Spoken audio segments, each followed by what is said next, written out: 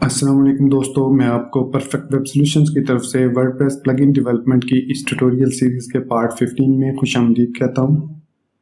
दोस्तों, मेरा नाम इमरान कासिम है और आज के इस वर्डप्रेस प्लगइन डेवलपमेंट के वीडियो ट्यूटोरियल में हम सीखेंगे कि फंक्शनल प्रोग्रामिंग जो प्लगइन डेवलपमेंट में हमने अभी तक की है और ऑब्जेक्ट ओरिएंटेड प्रोग्रामिंग जो हमने पीएचपी की कंप्लीट सीरीज बनाई थी, अगर आपने नहीं देखी तो मैं आपको रिकमेंड करूंगा कि एक दफ़ा आप वो पीएचपी ऊप की सीरीज मेरी देख लें।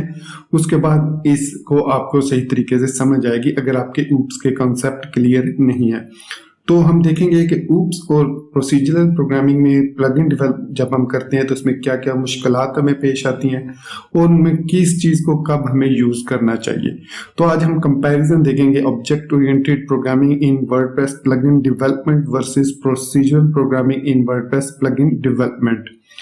तो इससे पहले कि मैं अपने इस वीडियो ट्यूटोरियल को स्टार्ट करूं, मैं आपसे रिक्वेस्ट करूंगा कि अगर आपने अभी तक हमारे YouTube channel perfect web solutions को सब्सक्राइब नहीं किया तो काइंडली इसको सब्सक्राइब जरूर कर लें और साथ में मौजूद जो बेल का नोटिफिकेशन आइकन है उसको प्रेस करना मत भूलिएगा ताकि आपको हमारी आने वाली हर नई वीडियो या सीरीज की नोटिफिकेशन मिलती रहें और आप उनसे अप टू डेट रह सकें। Thank you very much.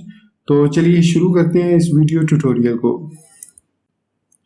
तो दोस्तों, मैं कोशिश करूंगा कि इस वीडियो को मैं ज़्यादा लेंथी ना बनाऊं क्योंकि इसमें मैंने कोडिंग तो करनी नहीं, जो एग्जिस्टिंग कोडिंग है उसी को मैंने ऑब्जेक्ट ओरिएंटेड प्रोग्रामिंग में कन्वर्ट करना है और आपको बताना है कि इनमें फीचर्स क्या क्या हो सकते हैं और कैसे हम ऑब्जेक्ट ओरिएंटेड प्रोग्रामिंग से एडवांटेज ले सकते हैं और कब हम प्रोसीजरल प्रोग्रामिंग से एडवांटेज ले सकते हैं। तो इसमें ट्यूटोरियल में मैं कोई कोडिंग नहीं करूंगा बल्कि जो एग्जिस्टिंग कोडिंग की हुई है वो हम उसी को आगे लेके चलेंगे और इसको कन्वर्ट करेंगे ऑब्जेक्ट ओरिएंटेड में, ताकि मैं साथ साथ आपको बताता भी चलूं कि एडवांटेजेस क्या हैं और डिसएडवांटेजेस क्या हैं। तो चलिए सबलाइन टेक्स्ट एडिटर की तरफ चलते हैं। तो यहाँ पर मैंने जितनी भी कोडिंग की है वो सारी की सारी प्रोसीजरल है। इसमें हर काम के लिए हमें एक अलग से फंक्शन बनाया हुआ है और ये एक स्कैटर्ड प्रोग्रामिंग अप्रोच है। मतलब जब आप प्रोसीजरल प्रोग्रामिंग करते हैं तो आपको नहीं पता होता कि कौन सा फंक्शन आपने कहाँ क्रिएट करना है, आप उसको कहीं पर भी क्रिएट कर सकते हैं। मतलब अगर आपने कोई ऐसा फंक्शन बनाया जो कार्ड से रिलेटेड है या शॉर्ट कोड से रिलेटेड है, आप उसको बेशक जो है वो उसको जो हमने इसमें इंक्लूड में क्रिएट किए थे टेम्पलेट, आप उसको मेटा बॉक्सेस वाली पीएचपी फाइल में भी क्रिएट कर सकते हैं उसके फंक्शंस को, नो प्रॉब्लम विद दैट।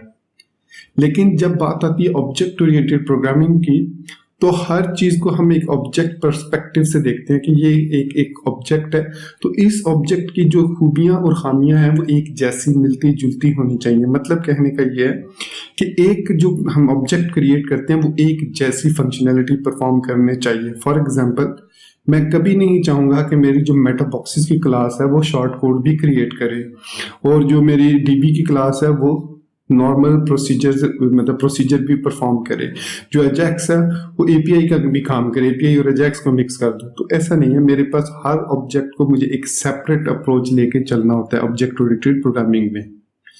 दूसरा ये इसमें प्रॉब्लम हो सकती है कि सपोज आपने 10-15 प्लगइन्स क्रिएट कर दिए, वर्डप्रेस की रिपोजिटरी पर रख दिए और आप भूल गए और आपने सेम फंक्शन नेम्स भी क्रिएट कर दिए और आपने यहाँ पर चेक्स नहीं लगाए। जैसे मैं यहाँ पर एक चेक लगा देता हूँ, इफ नॉट फंक्शन एग्जिस्ट। इसका मतलब है कि अगर ये फंक्शन एग्जिस्ट नहीं करता तो देन इस फंक्शन को क्रिएट कर दो। If not function exist then आप उसमें फंक्शन नेम दे देते हैं तो फिर वो इस फंक्शन को क्रिएट करेगा, अदरवाइज वो इसको क्रिएट नहीं करेगा। ठीक हो गया। तो इस तरीके से हम काम करेंगे। लेकिन अब इसमें प्रॉब्लम ये है, सपोज ये फंक्शन एग्जिस्ट करता है आपके किसी और प्लगइन में और किसी क्लाइंट ने दोनों प्लगइन इंस्टॉल कर दिए जिनमें दोनों में एक सेम फंक्शन एग्जिस्ट करता है, तो अब एक में एरर आना शुरू हो जाएगा।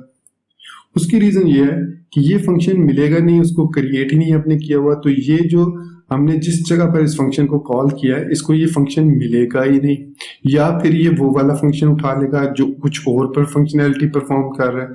तो इस तरीके से यहाँ पर लॉट्स ऑफ एम्बिग्विटी क्रिएट होती है। तो इन चीजों को हैंडल करने के लिए हम जो अप्रोच यूज करते हैं उस अप्रोच को कहा जाता है ऑब्जेक्ट ओरिएंटेड प्रोग्रामिंग अप्रोच। उसमें हम सिर्फ और सिर्फ ये करते हैं कि एक क्लास नेम यूनिक होना चाहिए। आप जितनी भी आप क्लासेस क्रिएट करेंगे उनके नेम यूनिक होनी चाहिए, ठीक है। उसके अंदर मौजूद अगर आप 20 फंक्शंस भी क्रिएट करते हैं, आप उनके सेम नेम रख सकते हैं, मतलब जितने भी आपके प्लगइन्स हैं उनके सेम नाम हो सकते हैं। जैसे PWSPK फॉर्म, आप यही PWSPK फॉर्म अपने किसी और प्लगइन में भी क्रिएट कर सकते हैं और वो कन्फ्लिक्ट नहीं करेंगे अगर वो आपने किसी क्लास के अंदर डिफाइन किए हुए हैं। सिर्फ और सिर्फ क्लास का नेम डिफरेंट होना चाहिए। होपफुली आपको यहां तक ये चीज समझ लगी होगी। तो अब हम देखते हैं कि कैसे हम ऑब्जेक्ट ओरिएंटेड प्रोग्रामिंग को यूज करते हैं वर्डप्रेस प्लगइन डेवलपमेंट के अंदर, क्योंकि इसका तरीका थोड़ा सा डिफरेंट है। फंक्शंस को कॉल करने का, फंक्शंस को प्रोसेस करने का थोड़ा सा डिफरेंट तरीका है, वो सिर्फ हम सीखेंगे और उसके बाद ये ट्यूटोरियल आप इसकी प्रैक्टिस करेंगे और ये ट्यूटोरियल यहीं पर खत्म हो जाएगा। तो अब मुझे करना क्या है, मैं इसको एक चीज को खत्म करता हूं पहले। तो अब यहाँ पर हम एक क्लास क्रिएट करेंगे और उसको नाम देंगे PWSPK प्लगइन डेव के नाम से। यहाँ पर मैं एक क्लास क्रिएट कर लेता हूँ और तमाम फंक्शंस को फिर उसके अंदर हम रैप करेंगे। तो यहाँ पर मैं क्रिएट करता हूँ क्लास PWSPK प्लगइन डेव या डेव प्लगइन, जो भी आप कहना चाहें, और इसको मैं इनिशियलाइज कर लेता हूँ। अब इसके अंदर हमें यहाँ पर सबसे पहले पब्लिक फंक्शन अंडरस्कोर कंस्ट्रक्ट का फंक्शन कॉल करना है और इस कंस्ट्रक्ट के फंक्शन के अंदर हम अपनी जो जितने भी एक्शन हुक्स हैं वो इसके अंदर हम ऐड कर सकते हैं। हम चाहें तो इसके लिए अलग से एक स्टैटिक फंक्शन भी क्रिएट कर सकते हैं, लेकिन ये बेटर अप्रोच है। अब बजाय इसके कि हम उसको कॉल करें, मैं यहाँ पर इन सारे फंक्शंस को, जितने भी हमारे ऐड एक्शन वाले हैं, जो ये वाले हैं, इन सब को यहाँ तक जितने भी हमने फंक्शन ऐड किए हैं, ये वाले भी, ये मैं इनको एक जगह पर ले आता हूँ और इसके अलावा ऐड सब मेन्यू को इधर रहने देता हूँ। हमारा जो ये रजिस्टर एक्टिवेशन हुक है और ये दोनों जो है ये हम नीचे ले आएंगे और यहाँ पर हम एक चेक लगा देते हैं, if not class exists PWSPK underscore plugin dev. तो यहाँ पर मैं कॉलन वाला कंडीशन यूज कर लेता हूँ और यहाँ पर एंड इफ लगा देता हूँ। तो मतलब अब ये हमारा जो पोर्शन है ये इस तरीके से काम करेगा। सो मैं यहाँ से इस तमाम फाइल्स को एक्सेप्ट, मुझे इसकी ज़रूरत अब नहीं रही, तो और इंपोर्ट वाली फाइल्स को भी हमें नहीं यहाँ पर ऐड करना। तो यहाँ से मैं इन सब को यहाँ से यहाँ तक कट करूँगा और इनको पेस्ट कर दूंगा यहाँ पर। और इसमें मौजूद जो हमने अभी रजिस्टर एक्टिवेशन हुक और दो फंक्शंस हैं, ये इनको हम बाहर लिखेंगे यहाँ पर एंड इफ के अंदर। और बाकी जो, क्योंकि ये इसके अपने फंक्शन हैं वर्डप्रेस के, एक्टिवेशन हुक, डीएक्टिवेशन हुक और अनइंस्टॉल हुक, तो इनको हम बाहर लिखेंगे और उसके बाद जितने भी फंक्शंस हैं उन सब के साथ हम पब्लिक लगा देंगे। सो यहाँ पर मैं जितने भी फंक्शंस हैं उनको सिलेक्ट कर लेता हूँ। यहाँ पर इसको सिलेक्ट नहीं करना था एंड एक दफ़ा पे करते हैं, ये सिलेक्ट हो गया। सो पब्लिक फंक्शन ये हमने अरे के साथ लिख लिया। ये हमारे पास जो है फंक्शंस हमारे दूसरे क्लोजर फंक्शंस हैं या एनोनिमस फंक्शन है, इनलाइन फंक्शंस हैं। तो अब ये हमारे यहाँ पर फंक्शंस क्रिएट हो चुके हैं। अब जो हमने ऐड एक्शन हुक्स हैं, ये जितनी भी एक्शन हुक्स या फिल्टर हुक्स जो भी हमने लगाई हैं उन सबको हम उठा के कंस्ट्रक्ट में रख देंगे। तो ये मैंने इनको कंस्ट्रक्ट में ऐड कर दिया।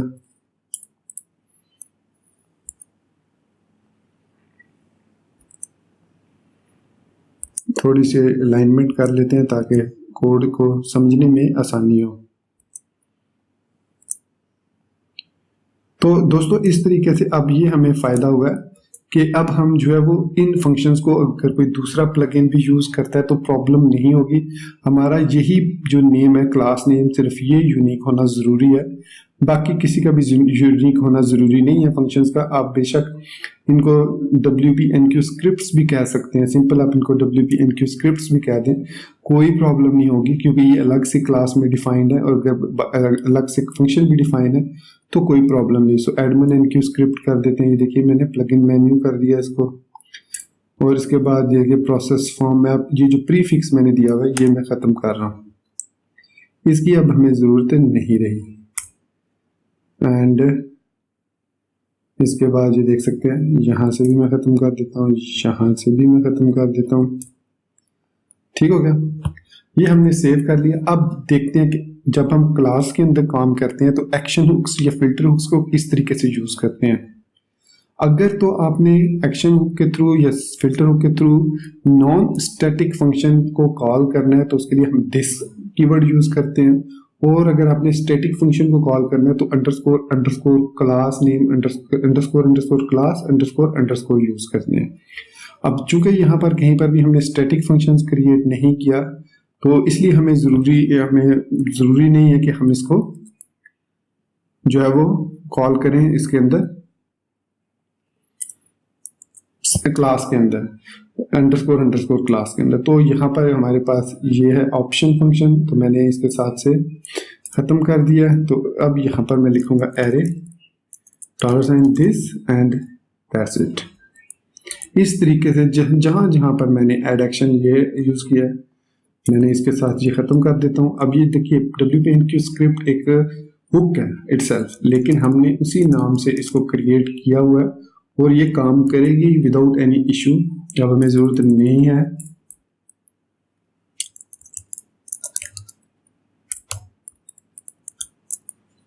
ये देखिए plugin menu array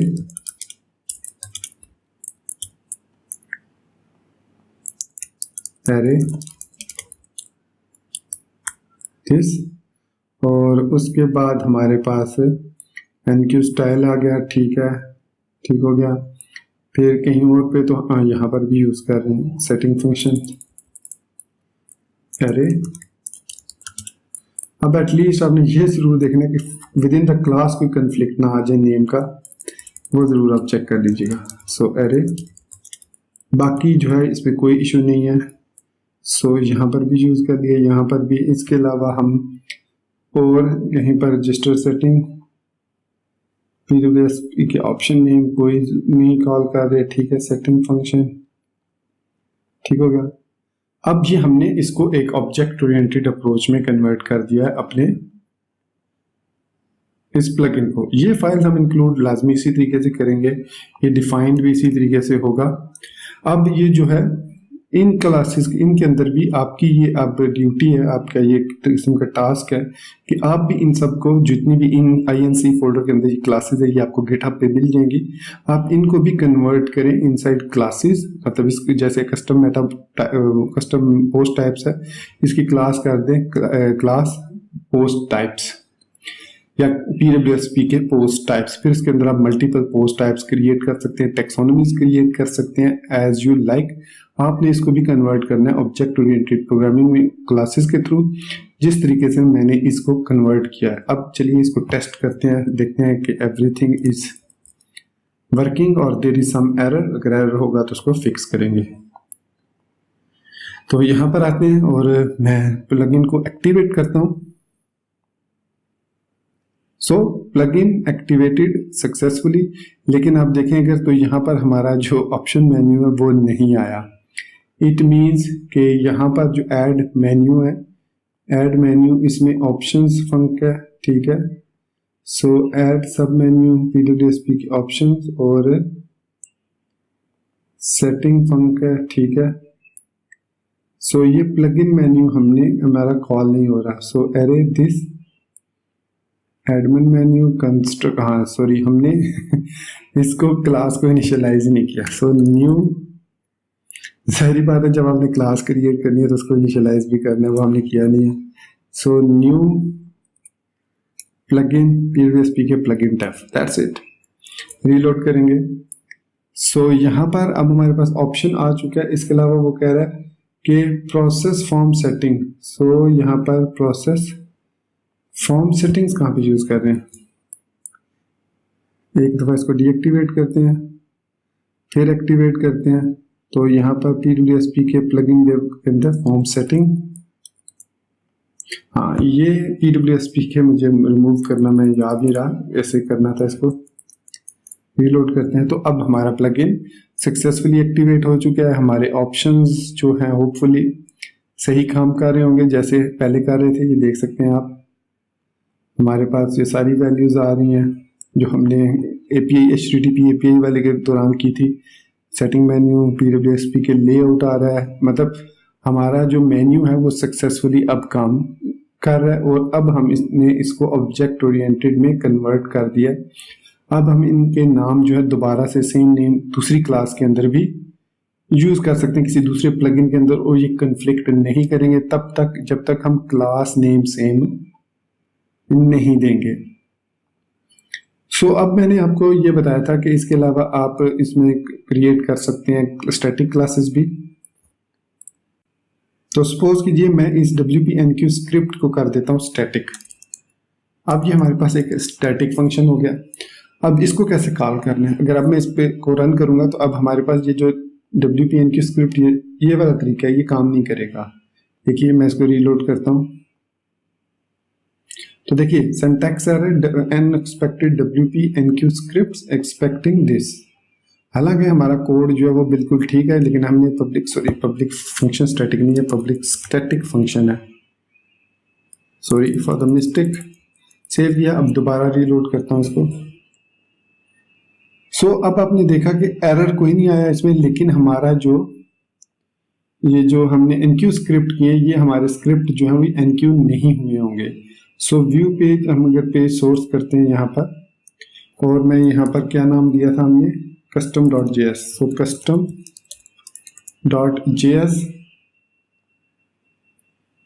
public static function WP-enqueue script के साथ ये ही काम कर रहा है, इसके साथ इसको काम नहीं करना चाहिए था। एक मिनट, सॉरी, इसको एक दफ़ा डीएक्टिवेट करते हैं, प्लगइन को डीएक्टिवेट किया क्योंकि वो ऑलरेडी इसमें एक्टिवेटेड था, तो एक्टिवेट करते हैं दोबारा से। अब हम इसको व्यू पेज सोर्स करते हैं custom.js। तो ये हमारे पास, आई थिंक इसको एक दफ़ा हम हार्ड रीलोड करके चेक कर लेते हैं। अब मैं इसको व्यू पेज सोर्स करता हूँ।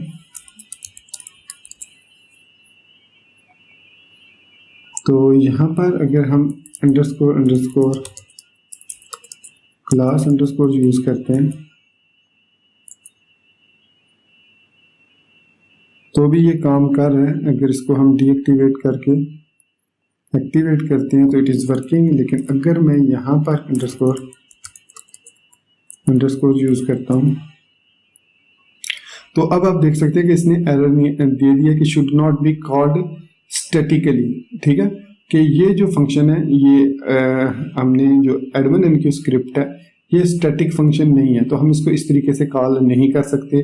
अगर मैं इसको स्टैटिक कर देता हूँ और इसको फिर रीलोड करता हूँ तो हमारा एरर जो है वो ख़त्म हो जाएगा। अब हम इसको कॉल कर सकते हैं। मतलब आपको बताने का ये है कि हम जो है वो स्टैटिक फंक्शंस इस तरीके से क्रिएट करेंगे जब तो उनको इस तरीके से कॉल करेंगे।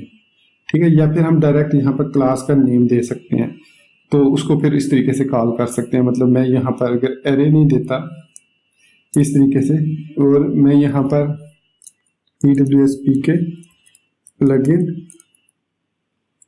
डेफ : WP-enqueue स्क्रिप्ट दे देता हूँ।